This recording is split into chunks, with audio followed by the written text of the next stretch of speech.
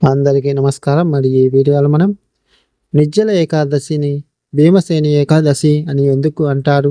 నిర్జల ఏకాదశి వ్రత కథ ఏమిటో ఈ వీడియోలో మనం తెలుసుకుందాం. హిందూ ధర్మంలో ఏకాదశికి ఎంతో విశిష్టత ఉంది. చాలామంది ఈ రోజు ఉపవాసం చేస్తారు.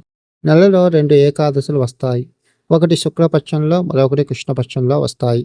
జ్యేష్ఠ మాసంలో శుక్లపక్షంలో వచ్చే ఏకాదశిని నిర్జల ఏకాదశి అంటారు. ఏడాదికి మొత్తం 24 ఏకాదశులు వస్తాయి.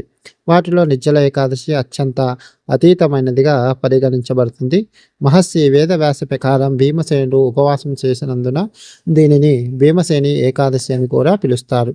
ఈ ఏకాదశి రోజున ఉపవాసం ఉండటం వల్ల సంవత్సరంలోని అన్ని ఏకాదశికి ఉపవాసం చేసిన ఫలితం లభిస్తుందని నమ్ముతారు. ఈరోజు సూర్యోదయం నుండి ద్వాదశి సూర్యోదయం వరకు నీరు తాగకూడదనే ఆచారం ఉన్నందున దీనిని నిర్జల ఏకాదశి అని కూడా పిలుస్తారు. నిర్జల ఏకాదశి వ్రత పూజా విధి. సంవత్సరంలో అన్ని ఏకాదశికి ఉపవాసం ఉండలేని భక్తులు నిర్జల ఏకాదశికి తప్పనిసరిగా ఉపవాసం ఉంటారు. ఈరోజు ఉపవాసం చేయటం వల్ల సకల ఏకాదశికి సమానమైన పుణ్యం లభిస్తుంది. ఈ ఉపవాసం యొక్క ఏకాదశి సూర్యోదయం నుండి ద్వాదశి సూర్యోదయం వరకు నీరు మరియు ఆహారం తినకూడదు.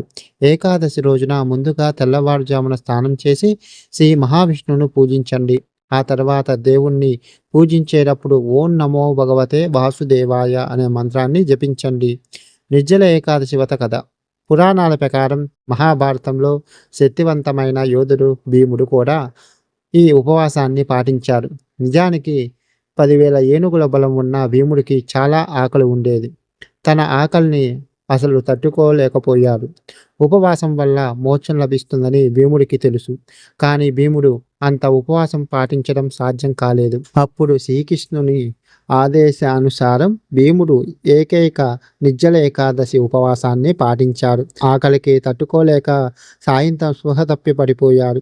ఈ ఏకాదశి నాడు భీముడు ఉపవాసం పాటించాడు కాబట్టి దీనిని భీమసేని ఏకాదశి అని కూడా అంటారు. ఈ రోజున నీరు లేకుండా ఉపవాసం చేయడం వల్ల సంవత్సరంలోని అన్ని ఏకాదశుల పుణ్య ఫలితాలు లభిస్తాయని చెబుతారు. నిర్జల ఏకాదశి రోజున ఉపవాసం చేయడం వల్ల ధర్మ, అర్థ, కామ, మోక్ష అనే 4 పురుషార్థాలు లభిస్తాయని, అంతేకాకుండా ఈరోజు ఉపవాసం మంచి ఆరోగ్యం, సంతోషకరమైన జీవితాన్ని ప్రసాదిస్తుంది. ఈ రోజున ఉపవాసం చేయడం వల్ల పాపాలు నశించి మనసు పవిత్రంగా మారుతుంది. ఈ ఏకాదశి త్యాగం, తపస్సు అతిపెద్ద ఏకాదశిగా పరిగణించబడుతుంది.